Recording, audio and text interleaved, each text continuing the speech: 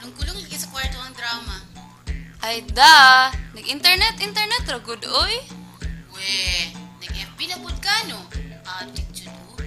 Syempre, para ma-update po ta sa mga nahitabo sa mga tao oy. Hala, daghan na nag-post sa imong wall, oy. Unsa ni isa ka post o? Support Bangsamoro Substate. Unsa na? Mao ni ang kusog nga kampanya karon. Wa pa day kakadungog ani. Nagapanawagan ang nagkalain-laing sektor para suportahan daw nato ang Bangsamoro Substate. Kay kini ang ginatan-aw nga pinakamaayong solusyon para mahumanan ning gubot diri sa Mindanao. Dugay-dugay namang gudbot ni ba? Ug para kini makabot, kinahanglan gyud bag-o na nato ang konstitusyon. Mo ba? Hakdan mo pagka sa imong pagkaseryoso, oy.